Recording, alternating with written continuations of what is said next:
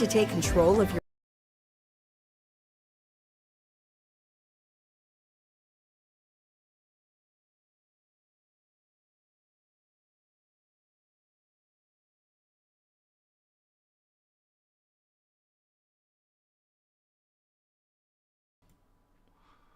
Did you guys hear any of that? No. Okay, perfect. My mic should be on now, right? Weird. Okay, sorry, I had my mic turned off. I'll start over. So, did a little poll in Keenan's Discord. Things are going to be a little bit different tonight. I'm going to live chart spy and make it into a little bit of a class as well. Kind of cover volume profile, Sigs, TPO, and then we'll also just run through plays like normal.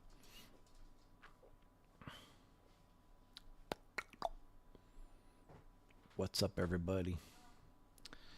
All right, yeah, I had my mic muted. Sorry, I got a whole new like mic setup, so I'm still dealing with quirkiness with it because like my old one I could mute it just by tapping it, and this one I can't, so I have to like physically mute it, and I forgot to unmute it. So gonna be a little adjustment period. All right, let's start with the first play. Looking at Netflix. You guys should like this one because I know you love Netflix. Um, should be a day trade, pretty quick, easy in and out. Over 613, take calls. First trim, 615.85. Second trim, 617 and 50 cents. Third trim, 618 and 95 cents, and then close calls at 620. Yeah, I got a sure. Yeah. I mean, I have like you guys probably know, but like my 9-year-old plays guitar, plays piano, and he also sings. And he's got a setup with a Shure mic and all that. But I just finally got one for the computer. Next one, Pen W. Um, this should be pretty quick, easy in and out. The contracts are probably a little bit pricey, just an FYI. But don't let that scare you. Look at the contracts yourself. I didn't look at them myself. Um, over 305 and 30 cents will take calls. First trim, 306 and 60 cents. Second trim, 307 and 65 cents. Third trim, 308 and 45 cents. And then close at 310. And then the last play I have for you is going to be a little bit different compared to what I normally do. But I don't normally give you guys like an actual setup as far as a trade. Um, but this, I wanted to look at the open interest because I wasn't sure how good it is. Um,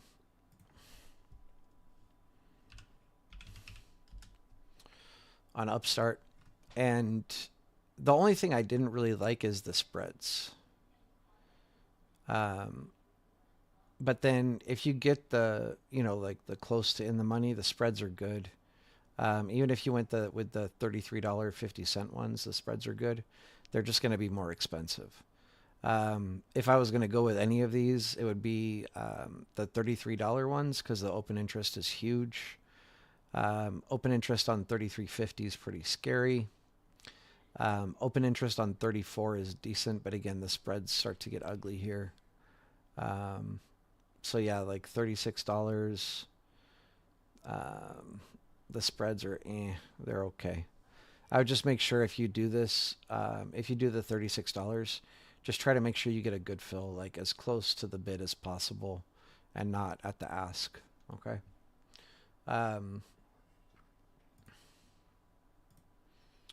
but so with that said, um, I think it's going to be pretty quick and easy in and out. This will be a day trade. I don't know if I mentioned, but Pan W is a day trade as well. Um, over $33.50, take calls. If you're scared, get out at $35. If you're not, wait for $36 to take your profits. Okay. So that's that. That's the only trade setups that I found today, but it should be plenty. This one's cheaper. Netflix and PanW will be a little bit on the pricier side. And then now we'll just run through SPY. Hopefully when I do this, you guys understand how much I love you, because this is always painful. All right. So pay attention, okay? I guess you can always rewatch the video, but people start saying their levels are not correct on whatever volume profile, blah, blah, blah, blah, blah, blah, blah. We're going to go over everything, okay? So you start on the day chart or day candles, 12-month period, value area volume 68, row size 100. Style, you want to turn on value area high, value area low, POC. Make sure that adjust for dividends is turned off. And you won't have it on this time frame, but when you get to the lower time frames, like 4 hours, you're going to want to be on regular trading hours. Unless you're trading futures, then you turn on extended trading hours. So for SPY, we're going to be on regular trading hours. 1 day candles, PVP 12-month. So PVP indicator 12-month, value area volume 68, row size 100. From here, we're interested in the generally just the previous year. Right now, the previous year doesn't really matter. We're so far above it that it's not going to come into play. But if we happen to, for whatever reason, we happen to fall back down into here, retest, then we're looking for the 80% rule. So you do want to have the previous year on your chart. All right, so chart this up really quick. If I get quiet, I'll apologize, but I'm not good at drawing lines and talking at the same time. There's only one thing that I can focus on two at the same time. And I don't think I'm allowed to talk about those on YouTube.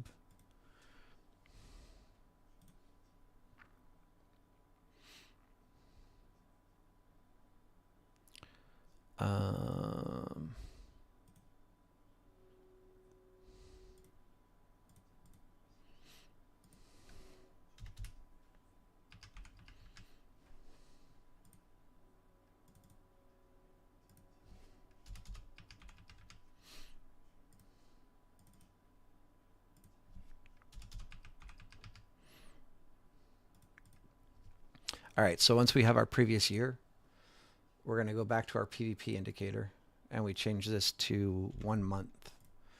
And we change our time frame to 4 hours.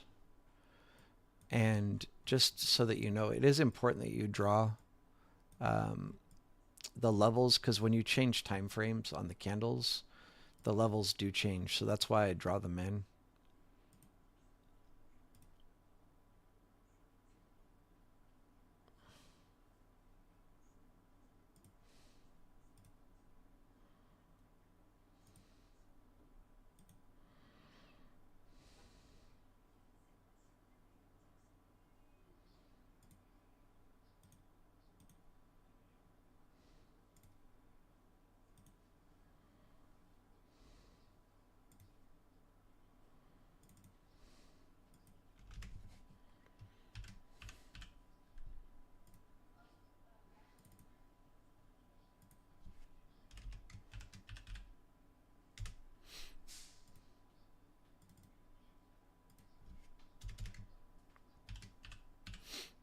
And then once you do this, it gets pretty easy moving forward. So right now, technically I probably should put May on my chart.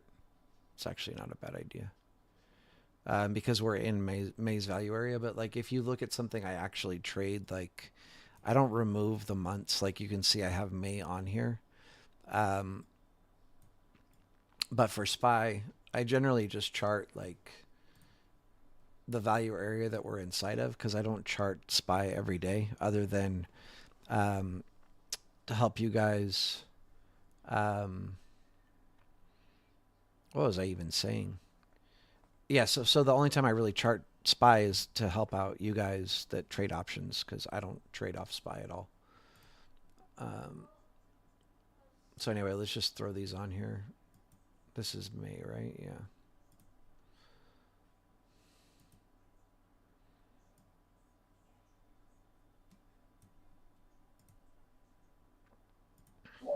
I see there's some questions in the chat, and I'll read them in a minute.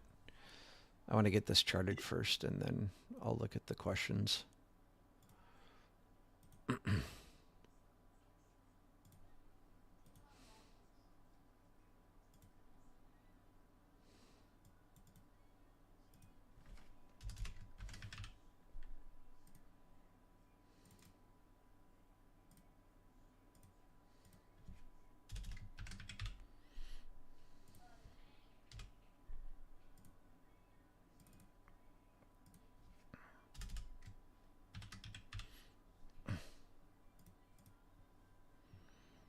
And while I'm thinking about it, for your point of controls, you need to understand the difference between a virgin point of control and a regular POC. So like July is virgin, May is, oh wait, no, July is not virgin. It was touched here. I'm glad I noticed that. Um, but basically, as the POC is being formed, like price can touch it as many times as it wants. But once we leave that value area, price can't touch the POC and it remains a virgin POC. As soon as price comes down and touches it, it's no longer going to be a virgin POC. And the reason that there's a distinction is um, virgin POCs are going to be much stronger. They'll draw price to them. So like if you have 6 virgin POCs to the downside and like 2 to the upside, downside is probably more likely than upside. And generally virgin POCs will get touched. So just an FYI.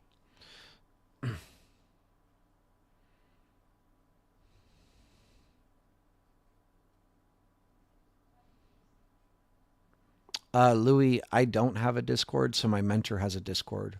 And yeah, we go live pretty much every day, share our charts, and call out trades, but for futures, not for options.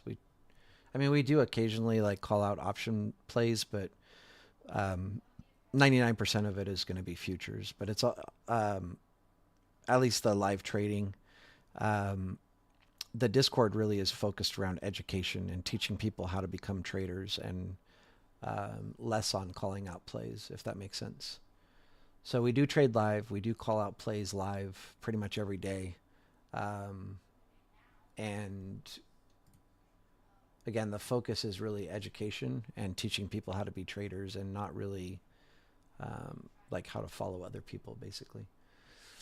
So after you have your monthlies, then you switch to 65-minute candles. And just in case you don't have 65 minutes, you just click add custom interval and then add 65 minutes. And the reason we use 65 minutes versus an hour is the market's open for what, like 8.5 hours, the New York Stock Exchange. And 65 minutes is divisible by 8.5, whereas you can't divide an hour into 8.5 hours. And then from here, you'll just change your PVP to 1 month. I mean, to 1 week, I'm sorry.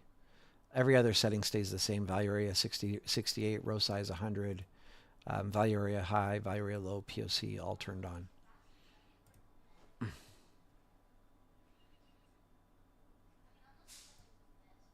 And then this just gives us our previous week value areas, which right now, because of the sell-off that we've had, they're not really in play, but we're still going to put them on our charts. And actually, it's good that this is happening. We have a level that's overlapping. So my July value area is overlapping with my previous week value area low.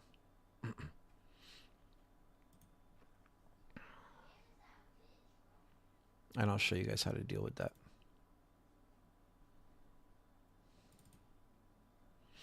So this here is a virgin point of control.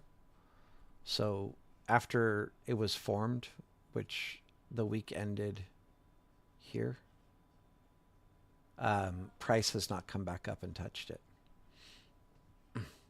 So this level on the bottom, the July value area low, I just put a little dash and put previous week value area low.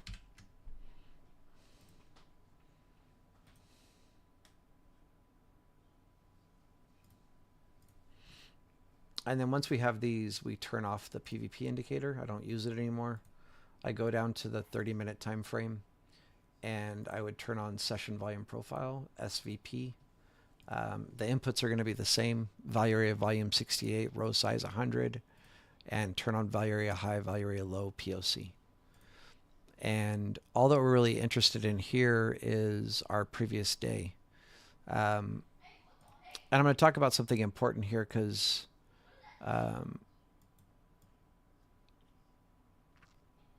somebody in the live the other day said that, like, and when I say this, it's not to like embarrass them or anything like that. I just don't want misinformation out there. And also to correct them so that they know moving forward. They said, oh wait, what was it? Yeah, so yesterday, Tuesday, they were saying Friday's 80% rule played out, and we're never looking back 2 days. We're just looking at the previous day.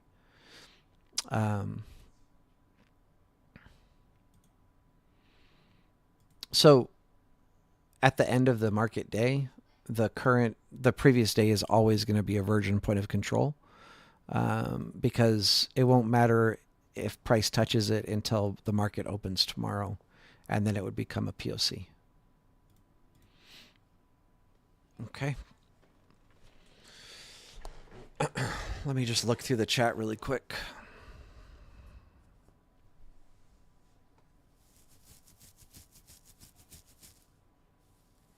What's up, Timothy? Everything's great. Thank you. Hey, what's up, Hef? It's evening for me. What's up, Rob? Are you feeling better, brother?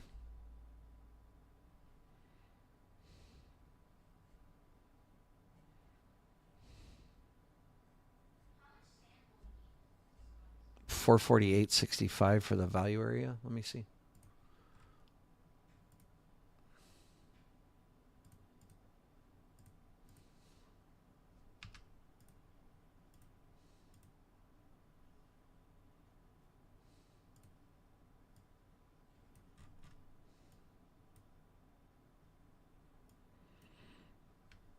Value area high. Yeah, no.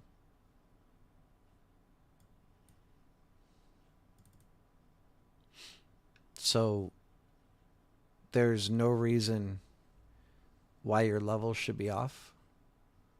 PVP indicator, period, 12 months. Value area volume 68, row size 100. And then you just turn on value area high, value area low, POC. You want to make sure that the AD or adjust for dividends is off. If you turn this on, then your levels will be off. This is slightly off.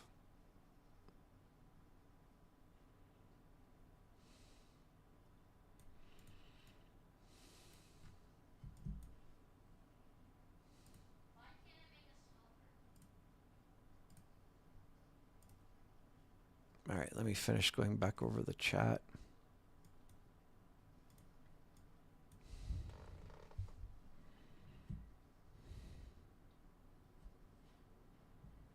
Oh, Alan, I actually didn't even look, honestly, at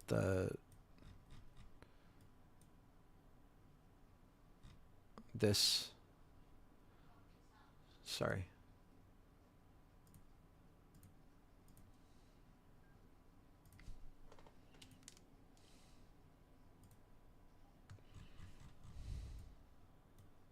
No. So this is the end here, right? January 1st. I can't get the exact, or January 2nd. So if price touched the POC after January 2nd, it would be a regular POC. As I said when I was going over this, price can touch it any time when it's being formed. It's after it's formed. So after um, 2024 starts, it can't be touched. Otherwise, it would become a regular POC. Okay. Same thing with the previous week, previous month, or any month. Um, like you could find on PvP, if I go to um, 1 month and go to the 4 hour time frame, I'm sure I can probably find some monthly POCs that haven't been touched.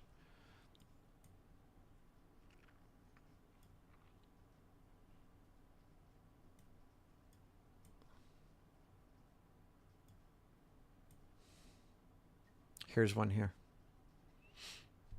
So March 23rd is a monthly POC that hasn't been touched. Okay. So hopefully that all makes sense. And then a majority of my charting happens on the 30-minute chart. Sorry, let me just try reading through the. Yes, Aaron, you can have 80% rules on weeks, months, and years.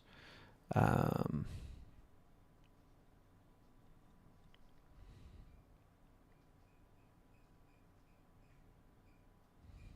what's below 518 for SPY?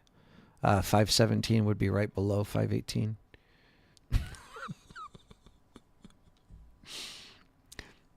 Sorry. Um, I'll look at it. What's up, MacMan?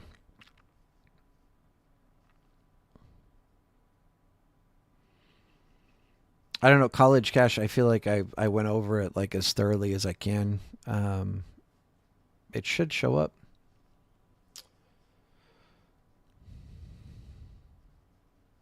Oh, good, Rob. I'm glad you're feeling better. Nice. Well done, Rob.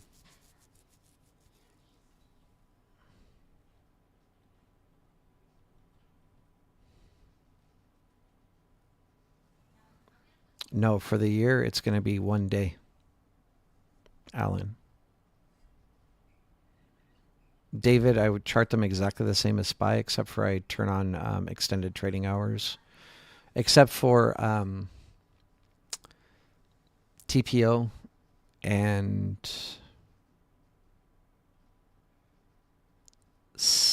yeah, just TPO. For TPO, I turn off extended trading hours, but everything else is the same.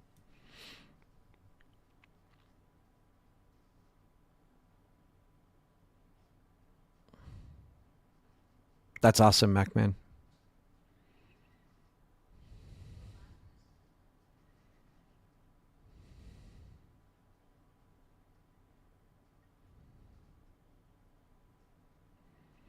David, you're saying that futures coincide with, oh, the New York Stock Exchange hours? Yeah, you're going to have more volatility during New York Stock Exchange, but you'll also notice like when London markets open, you'll get like some increased volatility. When the Asian markets open, you'll get some increased volatility. So you just need to be aware of what times, other markets around the world are opening.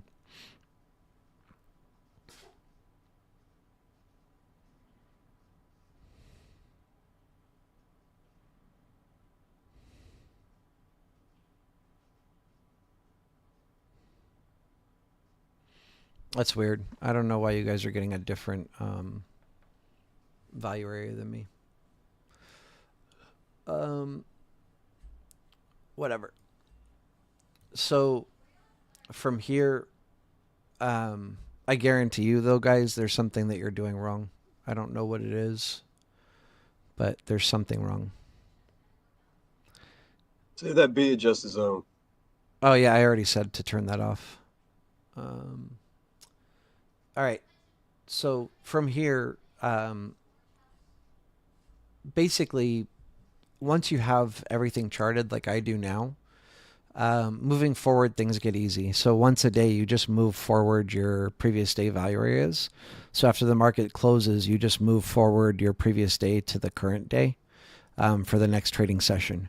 And then once a week after the market closes, like Friday, sometime before Monday morning, you would move forward your previous week value areas. And then once a month, you draw in your new monthly.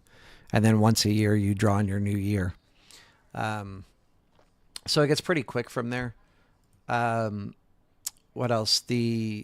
I was going to cover, and again, when I say this, like, I'm not trying to call anybody out or make anybody feel stupid or anything like that, but I just don't want people to be doing it wrong.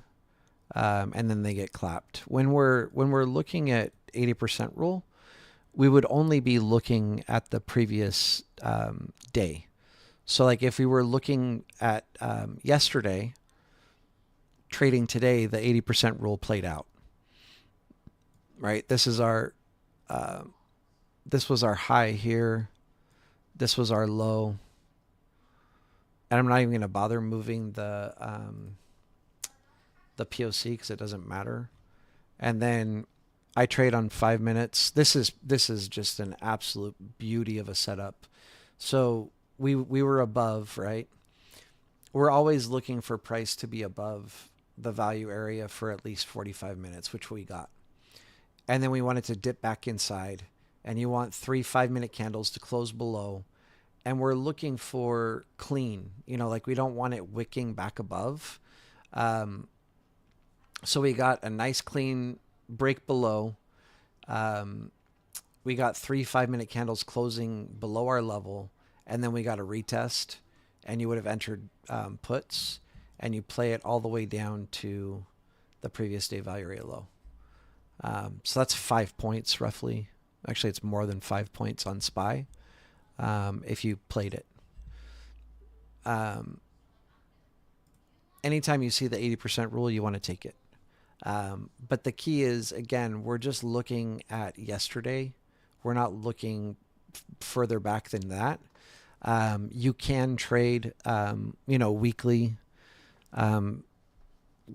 80% rules, but you're going to be doing a swing trade. You're not going to be doing it, like the previous day ones normally play out the same day. If you do a weekly, you're probably going to want to take like 2 or 3 days out as a minimum on a swing trade. And monthlies, obviously, you'll need like a week or two. Yearly, you're going to need to do leaps. But yeah, you can do any, what's it called? The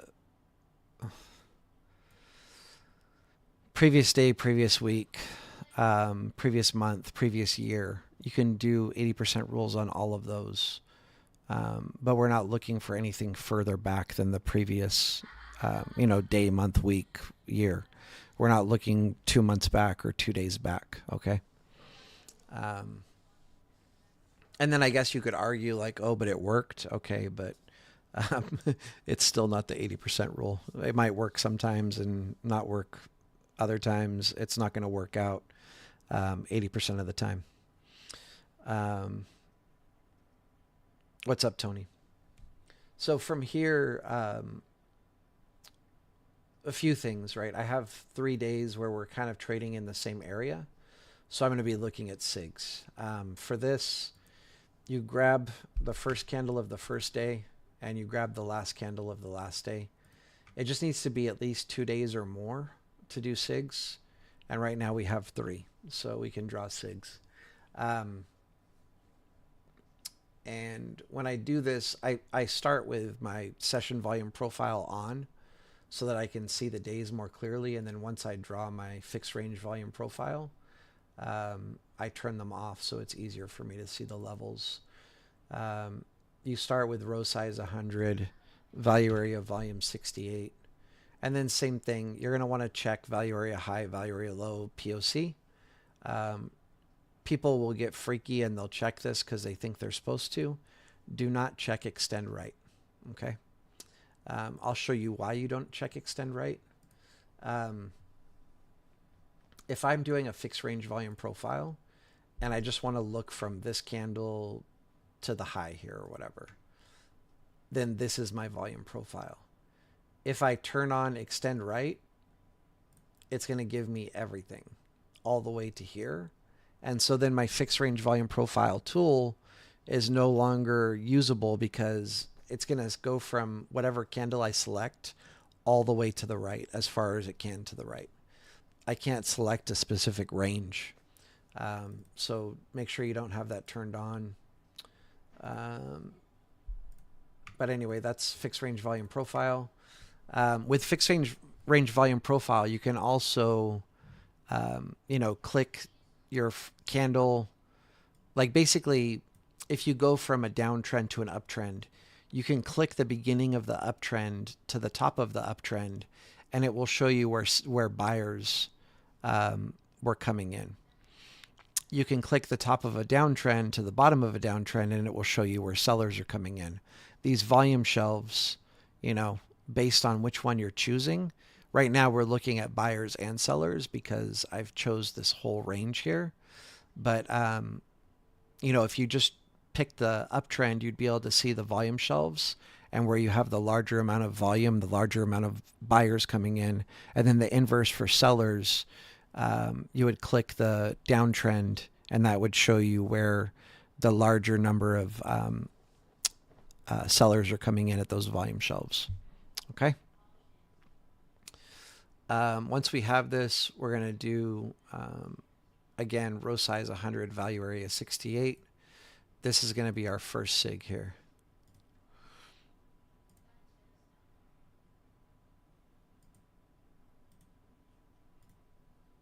And then from here, we change this to 95%, and that's going to give us our second Sigs. And then anybody that's been following my charts, I don't need to tell you how often first Sigs and third Sigs are respected. But this is where you're really watching for a reaction, is like at your second Sig. If price slices through it, you're going to go lower, and you'll probably go to the third Sig. If you get a bounce, you can expect to come back to like the POC at least, or something like that. Sigma. They're based on, hang on, let me finish and then I'll cover what it is. From here, we go to 99% on the value area, and that's going to give us our third Sigs, which you really, really, really expect to bounce here unless you're having a trend day. It's just going to, trend day. If you slice through these, like, it's gone. Is it the same as the May high? Yeah.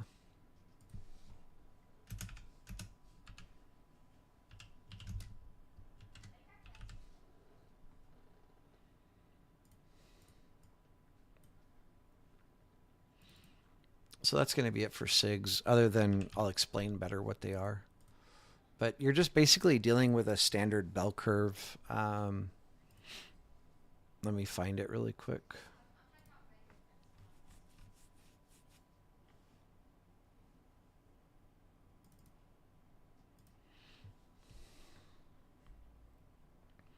This PowerPoint that I'm opening is available to people in Shorty's Discord. And it's full of information, just packed.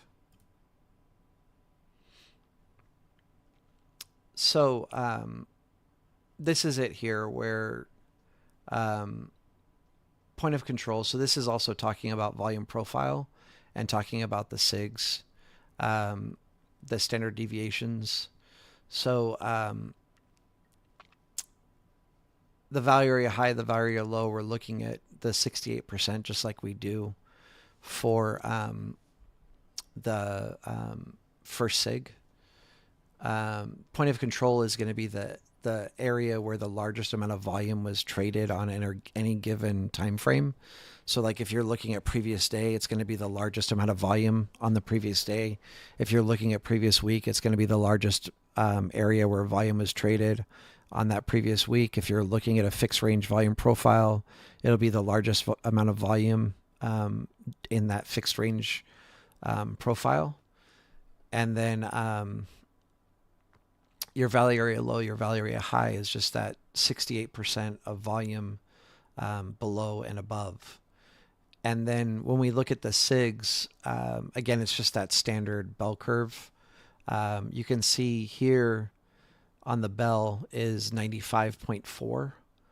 We're not able to do 0.4. We're not able to do 68.2, but we do 68 and 95. And then our third Sig is the far extreme of the bell curve, and that's the 99.7. And again, we can't do the 0.7, so we just do the 99%.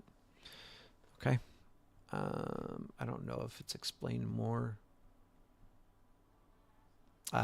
You can whatever screenshot this and read through it later, but this is just explaining more of what it is. Okay. Standard deviations and sigmas, same thing. You can read through this, just whatever, pause later or play it back and take a screenshot and you can read through this. Okay. And here's some more. Okay. Anyway, deadly levels to trade off of. In a typical day, you know, you're looking for bounces at previous day value area low, rejections at previous day value area high. If you break through that, you would expect a rejection at second Sig. If you break below, you would expect a bounce at second Sig. It can also happen at the first Sig, and it can also happen at the third Sig. But second Sig tends to be like kind of the powerhouse where you really expect a reaction if you're going to get one. Break through that, you're typically going to be having like a trend day. Okay. You adjust your... so somebody asked me this, and I was kind of laughing. To draw Sigs, you have to have 2 consecutive days in a row, like together, 2 or more. So if you need 2 or more, if there's more than 2, then you're going to include the more as well. So if we're trading in this range again for a 4th day, then yes, we're going to draw our fixed range volume profile, including all 4 days, and we're going to move our Sigs accordingly. And then if we trade in that range for a 5th day, we're going to do the same thing. We're going to redraw our fixed range volume profile, and then we're going to move our Sigs accordingly. And if we do that for a 6th day, we're going to do the same thing, redraw our fixed range volume profile, draw our Sigs accordingly, and we'll just keep doing that until price is no longer trading in that zone. So like if we spiked up and price comes up here, I wouldn't be drawing Sigs anymore because I'm above my Sigs, right? I'm above the second Sig, the third Sig. We're not trading in that range anymore. Okay. After I have these, I turn on TPO. TPO can be pretty complex, but really, actually, I should have done this before I erased my drawings. I'll show you guys really quick. I know I posted it in the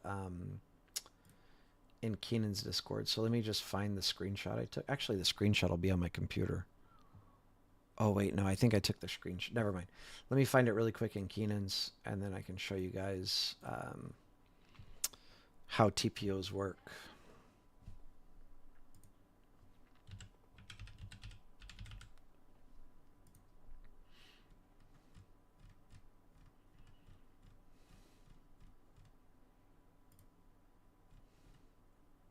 Way better to show you guys this. So this was, well, I guess I haven't drawn them yet, but with TPOs, it shows you if there's single prints at the top or the bottom, or actually anywhere in price, but I really just kind of focus on the top and the bottom. If there's single prints in the middle, It just means that price will pass through that level very quickly. I don't expect a reaction there. Um, but when single prints are at the top or the bottom, I expect a reaction. On TPO from yesterday, our single print area was pretty wide. It's like a 3 point range, or 3 points and 50 cents, give or take. And so when I have a large range like this, I find the mid, because generally you'll get a reaction at the single print's mid. And if I was trading this and I took calls here, I would literally be looking to exit at the previous day value area low. This would be where I take at least a first trim. I'm going to take profits at this level, and move my stop loss up to break even as a minimum. And if I'm targeting higher, if price comes down and stops me out, that's fine. I already took profit, and my remaining contracts are all break even. But me personally, based on the time when this happened, it's close to the end of the day. If I did take calls here, I would be closing at the previous day value area low. And so this would have been a really quick, easy trade. These are 5-minute candles. Yeah. So, roughly 20 minutes, you're in and out. Would have been a great trade. And you got like 3 points almost exactly. So, and just in case people are confused about how you would find the midpoint, I'm not very good at math, but so how I do it is I just take the high, so 520 and 79 cents, which is here, 520.79, and I subtract the bottom, 517 and 31 cents, and then that gives me the range from top to bottom. So then I divide this by 2, and that gives me my halfway point. And then to make it easy, I just add this to 517.31. And that gives me the exact level for my midpoint. Like I said, I'm not very good at math, but I have a Chinese son. And if I ever need help with math, he's got my back, so I'm good. So anyway, the single prints are just going to be the area where TPO, basically every single one of these blocks represents a 30-minute time frame. And so we can break this up. Wait, wrong thing. We can split this by blocks. So this whole A period is 30 minutes, B period is 30 minutes, C is 30, D is 30, E is 30, F, G, H, I, J, K, L, M. M, we have a little bit of a spike, which generally means that we're going to probably sell off tomorrow, or sell off overnight. If the spike is above, then we're going to go higher. Spike is below on M period, we're generally going lower. How did I keep a straight face saying that? Because I was trying to be super subtle, bro.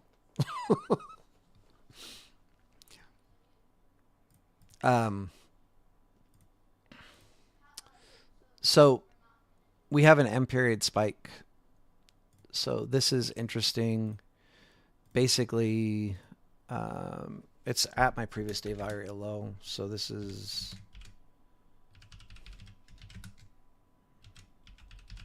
M period spike.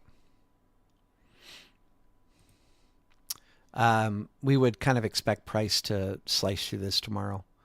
Just an FYI, or even overnight. And then also just mark the top of my single prints here. So when I was going over this, each letter represents a 30-minute time frame. And if there's an area where we don't have more than one letter in a 30-minute time, or more than one letter at levels, then those are single prints. So like we didn't spend more than 30 minutes in that area. Okay, hopefully that makes sense. And those are generally going to be areas where you're going to expect like bounces, because If price comes down and taps a level and then bounces, so like we didn't spend a lot of time down there, so it was a quick bounce, or price comes up, touches a level and rejects really quickly and we don't spend a lot of time there, the next time price comes to that level, that's exactly what we're expecting. We're expecting the same thing, price to come up, hit it, and reject back down. And then up here at the top, we have the same thing. We have our,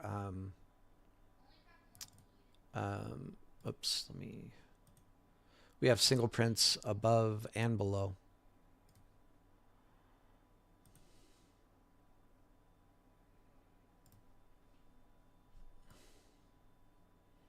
It's a very small range, so sometimes I'll just draw the one level. But right now it's a big enough range that I drew both. It's 30 cents apart. But you'll notice now, like here, we have a lot going on, right? If price comes up to here, you're going to expect a reaction, a rejection, right? So up here, we're hitting single prints, we're hitting the May value area high, we're hitting the third Sig. If we don't, reject here and go lower, like, we're having one crazy like trend day, because in the past there was a lot of sellers here, right? Or I shouldn't say a lot of sellers. There was more aggressive selling there. Should never use that. We have videos on TPO. You just go to the YouTube channel. Let me see if I can find it really quick.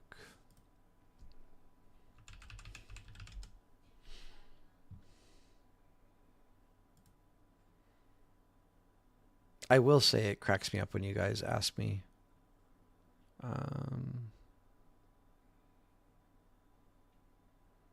Wait, how do I find mine? There we go. So if you go to my channel and you click on videos, right here, time price opportunity, second video. You might also want to watch market auction theory and time price opportunity. Okay. So that's how YouTube works. You click on the videos and then I'm messing around, guys. All right, let me grab a sip of water.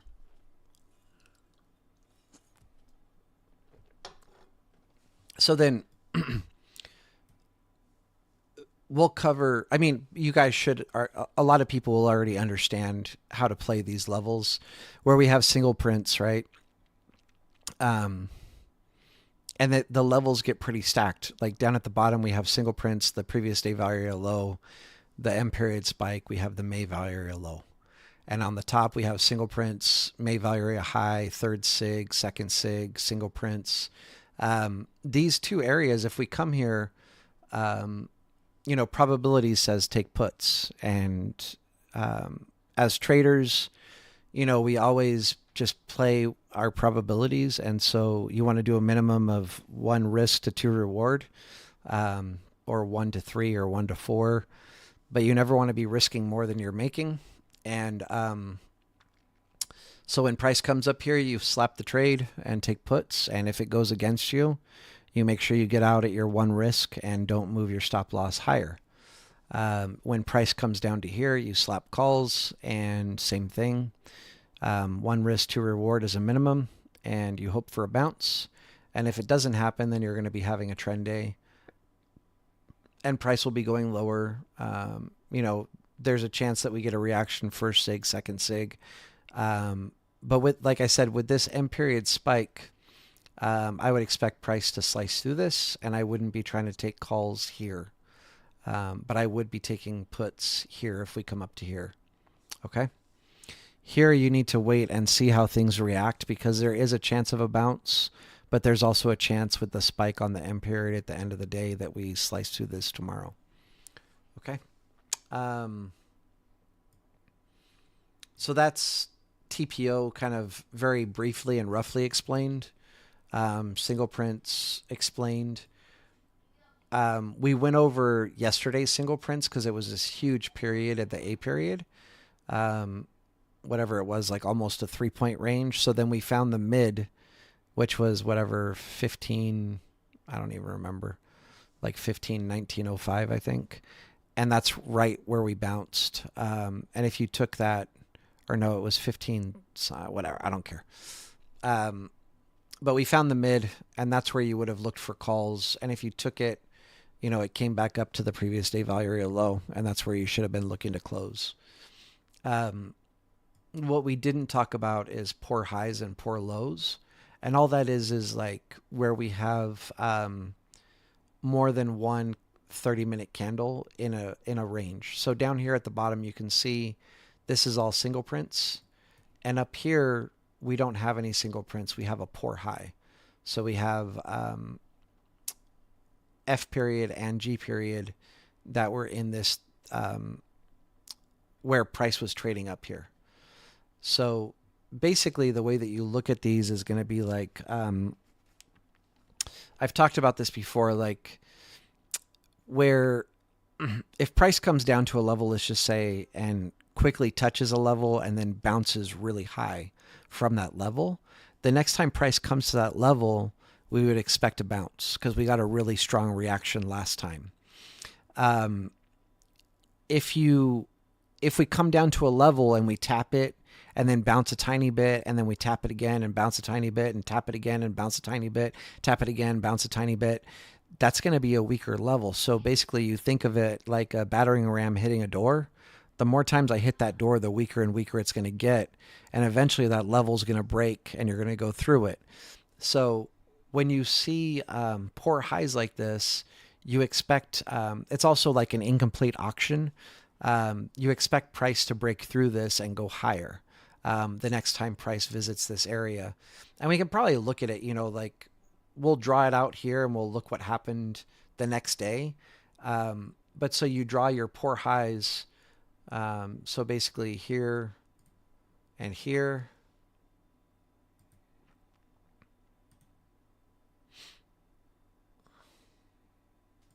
Oops.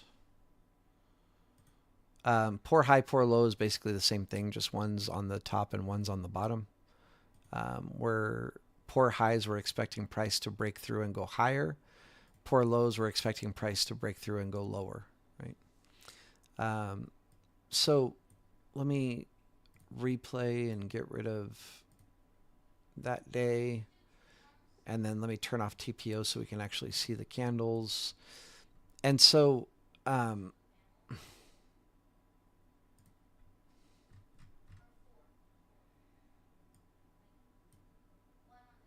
yeah, it's not really clean. I mean, depending on how you're looking at it, if you're playing off of this level, like we broke through, we got 3 5-minute candles, retested, go long.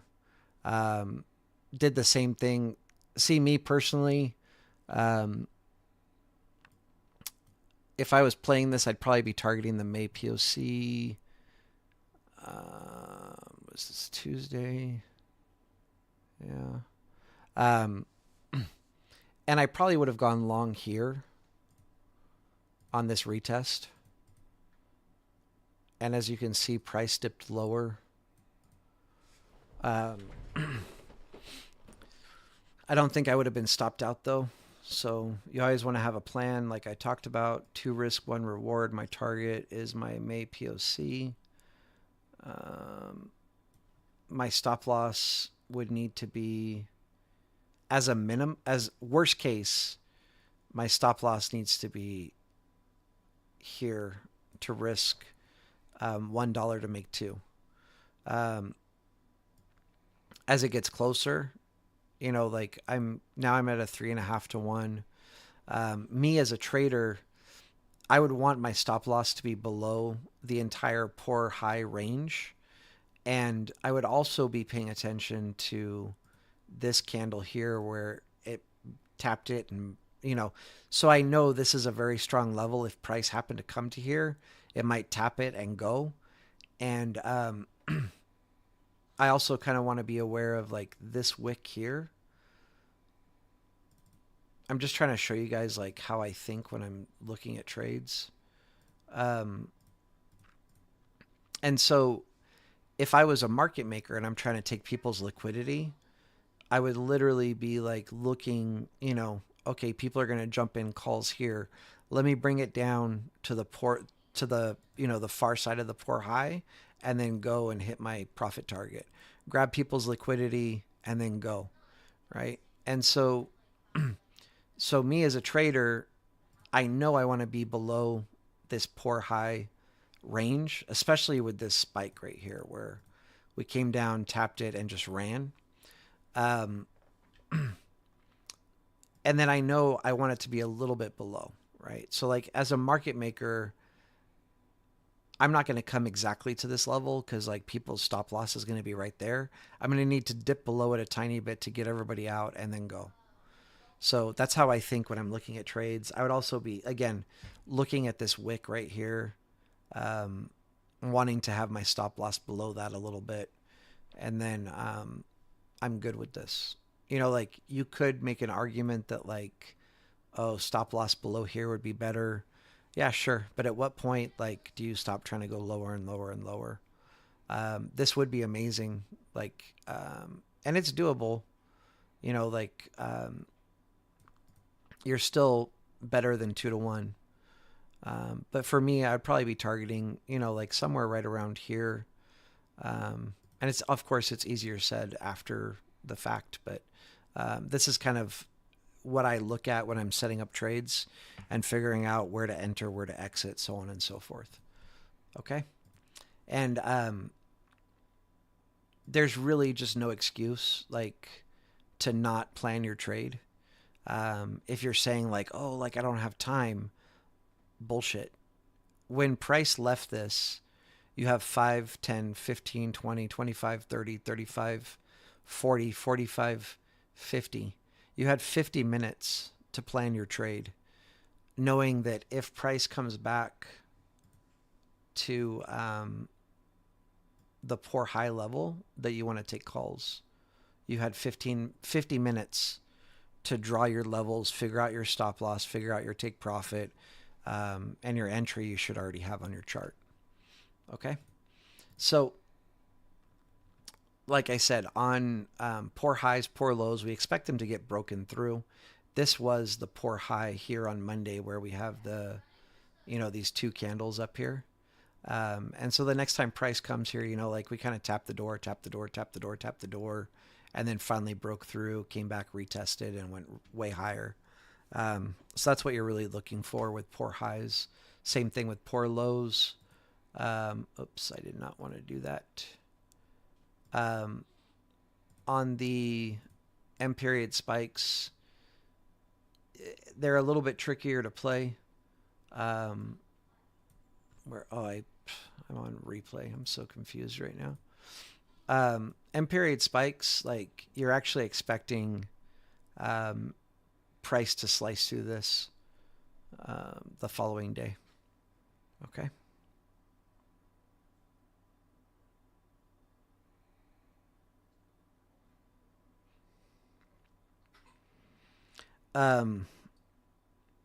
Yes, David, exactly. I mean, it really depends on how you're trying to trade. So, you could do, previous day value area high, previous day value area low on the tap, but you're going to get stopped out way more often than if you're patient and you wait for a retest. The whole key is, let me figure out where I am. So like, let me just draw like something really clean that we can look at. Okay. So this is, we'll say this is my previous day value area high.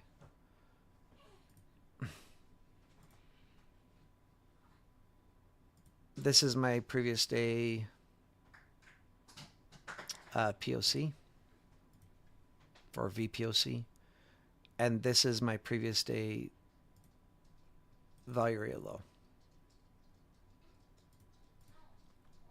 So I'll explain this by explaining the 80% rule. When price comes outside, right, for 45 minutes, it's showing that like even though price was able to be outside of this range for 45 minutes, they did not like it. And they wanted to come back inside of this range up here. And so what happens is once they go back inside of our value area, we know they didn't like being down here, right? But we don't have confirmation yet that they like being up here. So what we wait for is 3 5-minute candles to close inside this range.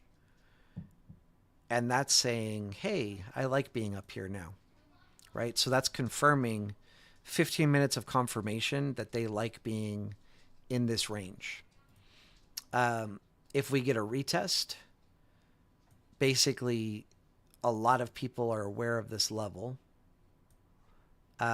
including market makers, and they're all looking to buy there because they've confirmed that they like price being in this range.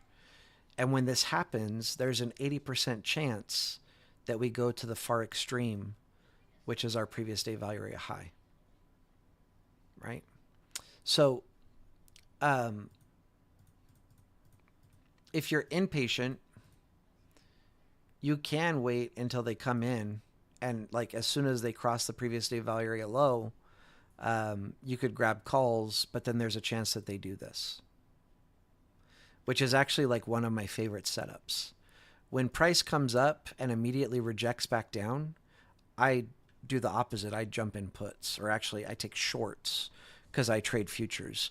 But I say puts because we're more talking about, like, this is an option trading video, and we're more focused on option trades. So as soon as price, basically we're talking about that quick touch and reject, like that's where you take puts. If price keeps touching it, and like wicking through, eventually we're going to break through, right? But so we're looking for that quick touch and reject, and I hop in puts right away. And even better is like when we peak above a level and drop back down, I get in puts right away. Or if we peak below a level and immediately bounce, I would get in calls. But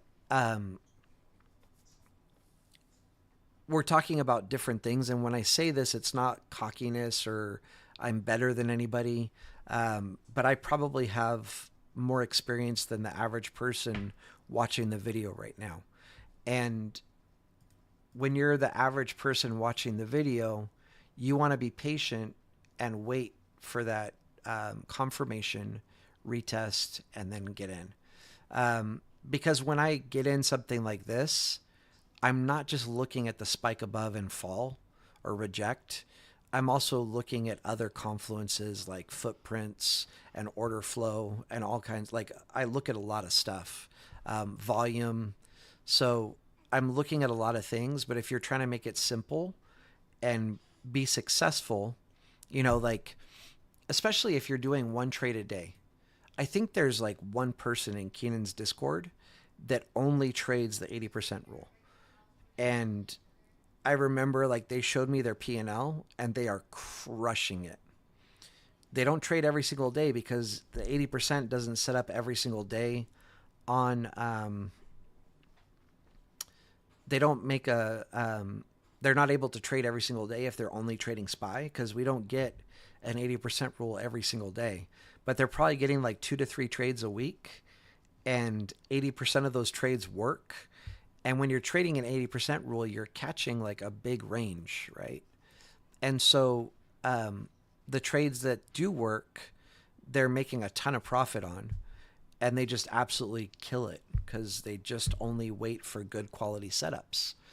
So when you're starting out as a trader, you want, or not even starting out, but as you're learning and getting better and growing and getting to the point where you can be a professional trader, like you want price to confirm that it's comfortable in this range. And then you want to wait for the retest, and then you take the play, right? So being patient, I mean, literally, like, I think you can talk to any professional trader and ask them, like, what are the most important things? And I think, I mean, you'll get some mixed answers, but they'll tell you patience is one of them for sure. Waiting for good setups is another one. Um, Quality over quantity. Just take like, one or two trades a day, um, and look for good quality setups. Play your levels. Don't trade with emotions. So don't get out of trades based on P&L or based on what else? Percentages. Um, so I think that's pretty much it. So yeah, way better to wait for confirmation that price is comfortable being inside of the previous value area. You can look back and find examples of where, like price has left a value area and retested it and kept going lower. So basically, when it retests, it's confirming that it's comfortable being outside of that value area. And then you're looking for the same thing when it goes back inside. Gemon, I literally went over all of the settings on SVP. I don't know if you just joined the video, but if you start at the beginning, I went over everything. If you have a specific question about SVP that you feel like I didn't cover, I'll be happy to go over it. But I will also say with this, I feel like people are trying to cut corners on learning volume profile. Like you're just trying to get enough information to be able to make trades. So like, basically like a pilot that's learning how to fly and you're like, oh, I just want to learn how the ailerons work so I can get up in the air and land, like up and down. I don't care about the rudder. Who needs to turn left and right? I just need up and down, right? Like, no, you need to understand all of it. No problem, Jamon. But you wanna understand all of it. There's a reason why I do the one-on-ones. There's a lot of information, and when I do the one-on-ones with people, I cover all of the information so that you really understand, what you're looking at when you trade. Motivate me now. I didn't say that.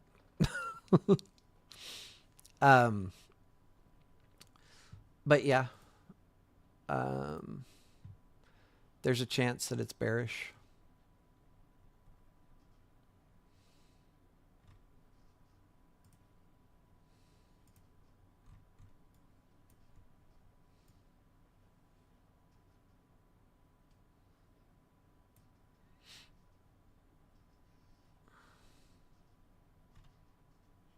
I don't know. You look at volume recently on the daily, like you have a pretty big,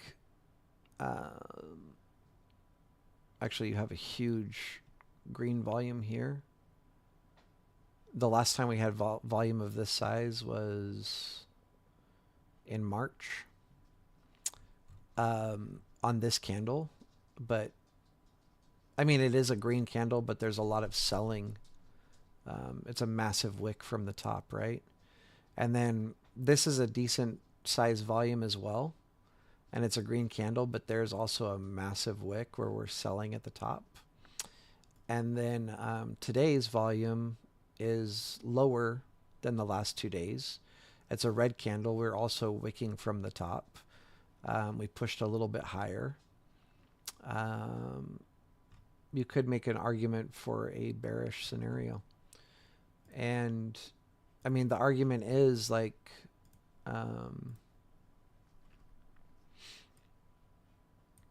if we come down and break, I mean, it gets kind of funky because below the M period spike, we have the May area low. But I think, May area low is at 518.05. I think it is anyway. Oh, no, it's not. That's a bummer. 517.62. You have to figure out, like, when I have levels this close, I won't get into puts with a level right below it. If May value area low is at 518, excuse me, 518.05, that would be ideal because below 518, you just get inputs. And that way you're below the May value area low, and you're below your M period spike. But with it below, with it at 517.62, like you probably want to wait for that to get into puts. And then you'll want to be watching, like I would trim at first sig, and I would close my position at the second sig. But not super bearish. Like we'll probably come down in this range and get a bounce back up. If we happen to grind up to here, I would be in puts very quickly. Second sig, may vary a high, third sig, single prints. I would be getting inputs right there very quickly. Okay.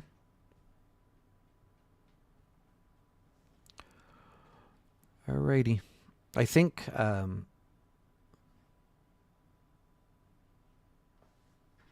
why not? No. One letter single prints are not stronger than multiple letter single prints. And it's not one letter, I think the word you're looking for is blocks, not letters, because single prints can only happen when you have only one letter. So like this, where it's A. If this was A and B, it would be a poor low. It wouldn't be single prints. So it can only be one letter, but the amount of blocks doesn't matter.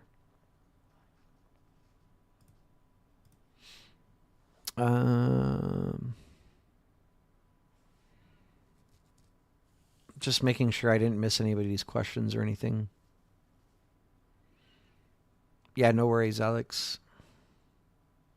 Oh, Aaron, I'm not laughing at you, bro.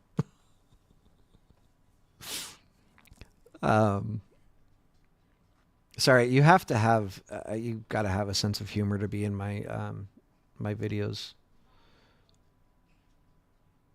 You guys could probably tell by the poll on Keenan's Discord with the shut the F up. All right, it looks like I covered everybody's questions. If I happen to miss something somebody typed, I apologize. It's hard to talk and read at the same time and try to keep up with everything, but hopefully I read everything everybody said. I do have one DM, so let me look at that really quick.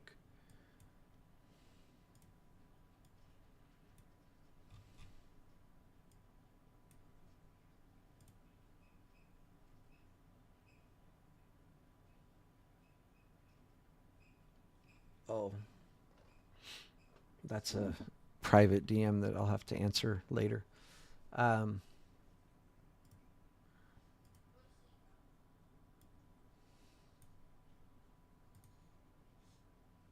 mean, this is the DM.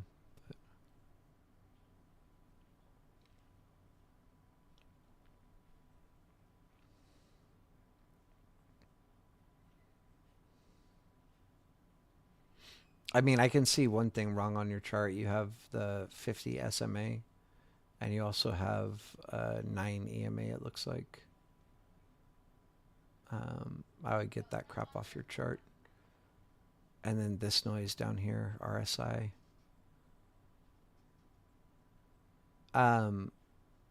For the people getting different levels than me, do me a favor. Go to whatever time frame, it doesn't matter, and make sure that you're on regular trading hours, and then go to your 1-day candles, and then go to your PVP and do the 12 months. At least this would be for people that were getting different levels than me. Do that and then see if you're getting the same levels as me. Because I wonder if, I know you can't turn on and off extended trading hours and on the 1-day candles. But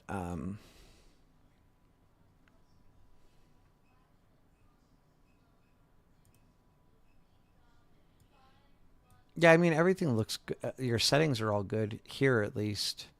It looks like the adjust is off. I'm just wondering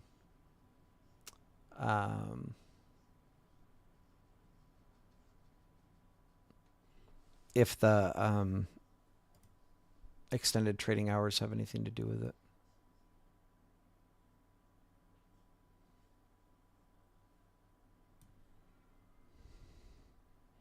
$452.69. Plus my level has 69 in it, so you know it's right.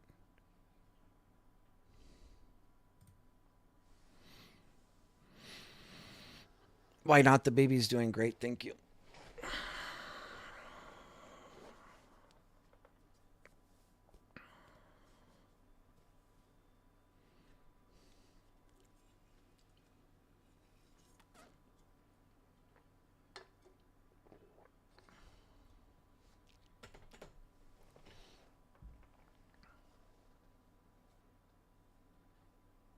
I don't know. I guess we can finish this conversation in Discord.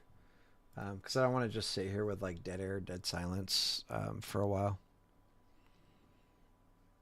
Okay, why not? Did you try turning off the going to a lower time frame and making sure that you're on regular trading hours and then switching?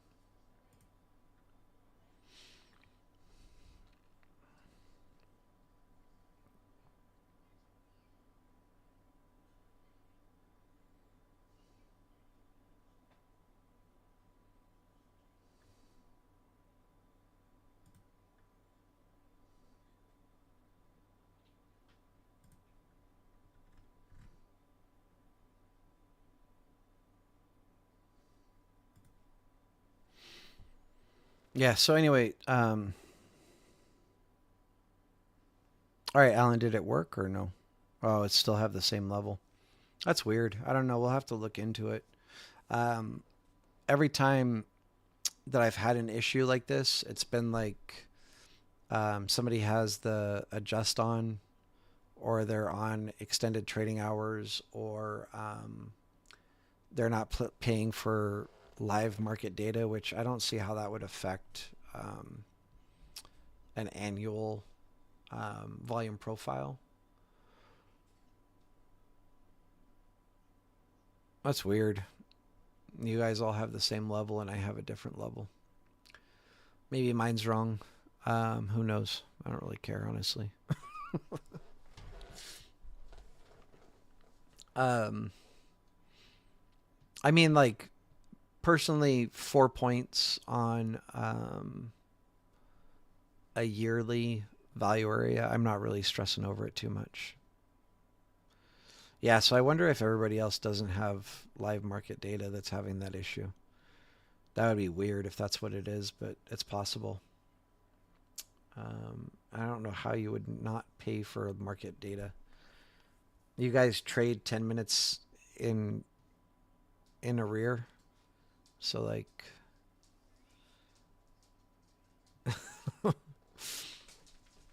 dude, I wish I could trade 10 minutes in the past. That would be dope. Look at live charts to see what's going to happen, then trade 10 minutes late. You guys are hilarious. All right.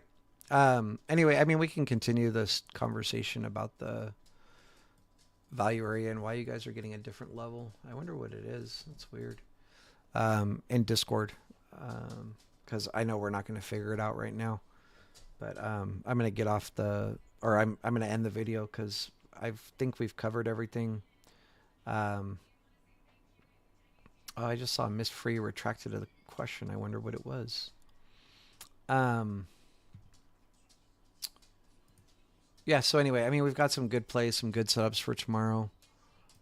We've got Sigs, which I love. Anytime that I can put Sigs on my chart, it's nice because those second Sig levels are deadly for bounces and rejections. So we have like 3 plays and then deep dive on SPY to watch for tomorrow. So you guys should be able to make some money based on all that. All right. Hopefully I answered everybody's question. And I'll just say if I overlooked anything anybody says, it's not personal. It's just a lot to try to read while speaking at the same time. So don't take it personal. If I did overlook something that you said. Okay, Miss Free, cool.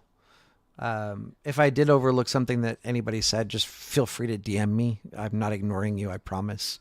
You can DM me or just ask me in Discord or whatever at me. It doesn't matter.